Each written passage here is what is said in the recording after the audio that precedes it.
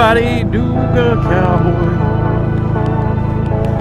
Ridin and Rantin. Really, I've got a couple things I could rant on. I'm not real sure what today's topic's going to be. First, we got to get some gas, and I guess we can figure all that out.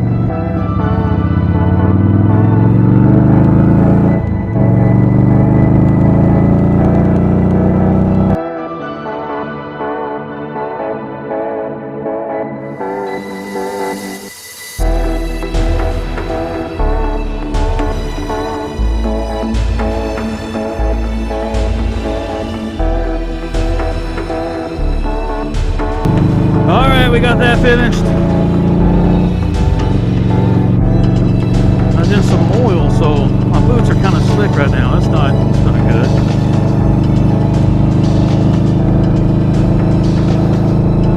That's not a good place to be.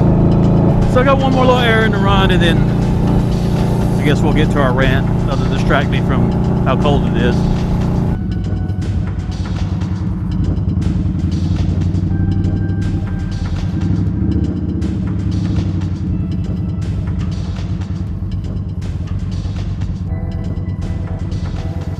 Shout out to Rokform, man. I love this mount. This is movable. I know a lot of you have it, but you can flip it up. This works for these mini apes, and just the location of the dial and all that. It just works best there for me.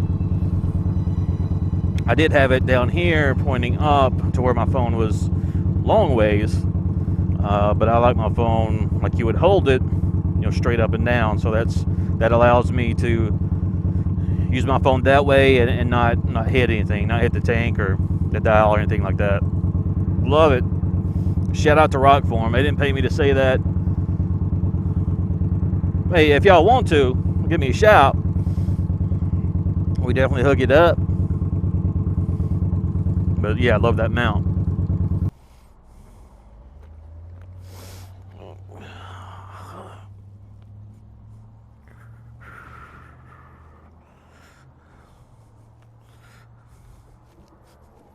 There we go. How are you? Good, how are you?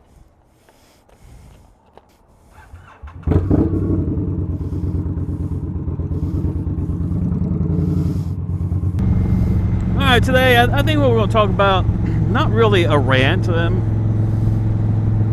but something that's been on my mind here lately. And I was thinking about doing another political ride and rant, and I got plenty of material for that, but I'll just hold off an episode or two before I get back into that. But when I was a kid, a big part of my existence, and I was, for those of you that don't know, I was an 80s kid, okay? That's where a majority of my childhood was living. So a majority of my childhood was baseball cards.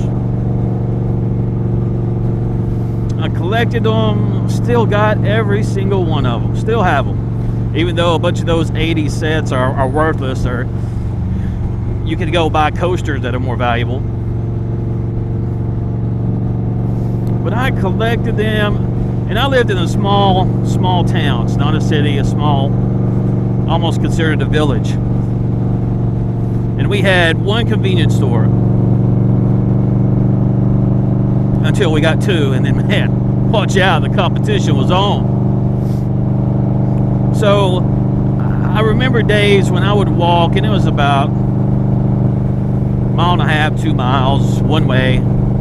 I would walk, if I had the money, I would walk to buy one pack of baseball cards. And you got that stick of bubble gum that lasted about 30 seconds, but it was bubble gum. So you got that one stick of bubble gum, and you got a pack of cards, man. That was that and Garbage Pail Kids. I think a little later on, that's what I did, right?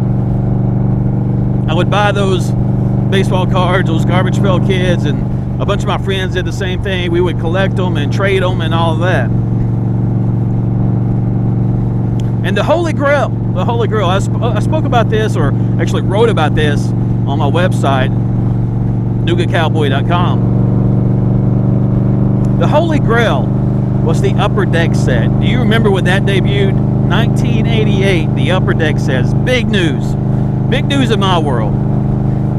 I wanted it so bad. Obviously, I'm a kid, and I don't remember what it retailed for. Maybe 60 bucks, 80 bucks.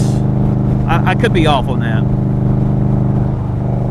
But I wanted it so bad. So, fast forward a little bit. My father ends up buying me that set for my birthday. And I was happy, man. I was happy, and I knew this already, but he was telling me, you can open it now or just leave it as is, because an unopened complete set is going to be worth more in the long run than an open set. I knew this, but man, do you remember what the card of that set was? The card. It was the Ken Griffey Jr. rookie card.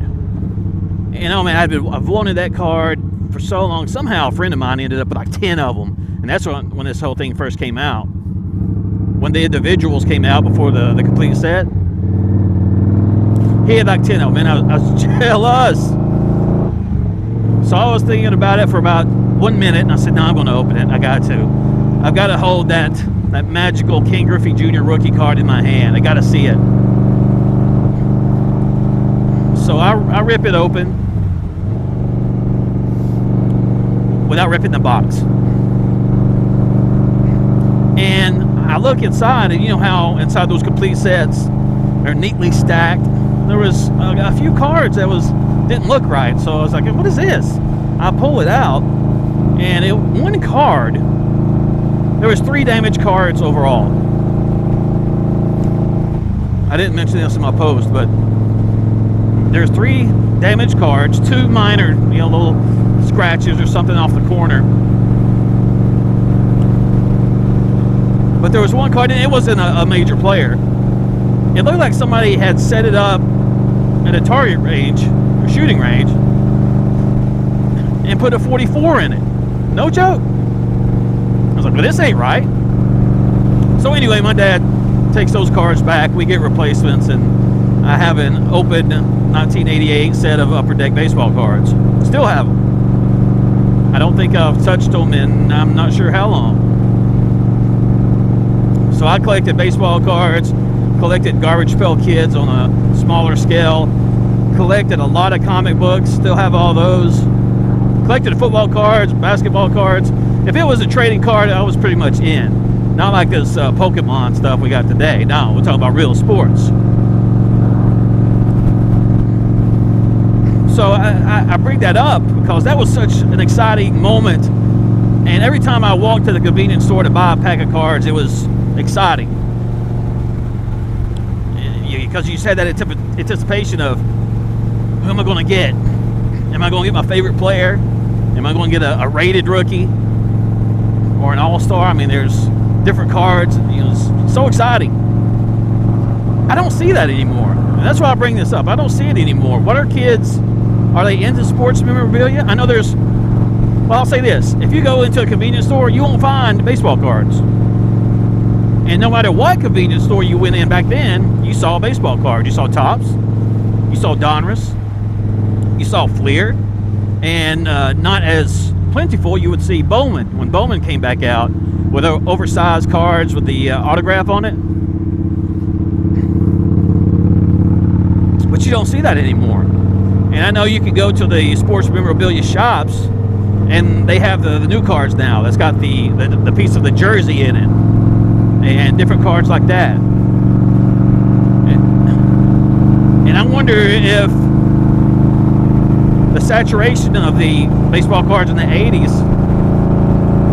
made these companies rethink not how they distributed the cards, but what else can we do with a card to make it wanted again, I guess.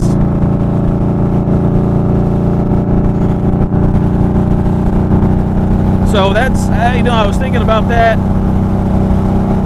but you don't see that anymore. And I don't see any kids, no matter where I'm at, I've got younger kids. I don't see kids holding baseball cards. I don't see them looking on the back, checking out the stats.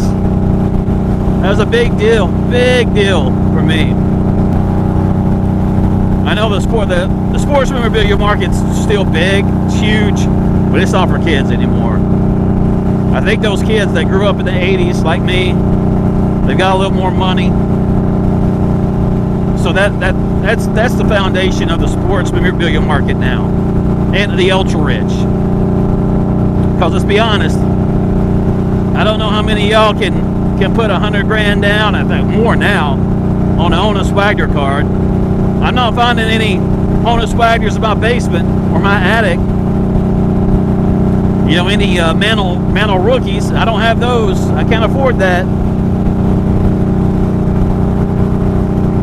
So I don't know. I mean, I know there's a Steph card that sold for a lot of money. Steph Curry, Mike Trout, the rare card. I believe that was a card that he received when he was drafted. I think that's the story, if I remember correctly. Each player receives a card when they're drafted, like a 1/1, and someone had that and they sold it. It went for a ton of money. I don't know, man. I wish it would come back, but I wish a lot of things would come back. But here we are, 2021. If you have a comment, you had a favorite set of cards you liked, or your favorite player, or just a story about buying baseball cards, I'd love to hear it. Hit me in the comment section. It's the Nooga Cowboy. I mentioned my website earlier, NoogaCowboy.com. Facebook and Instagram, Nooga Cowboy. Until next time, peace, y'all.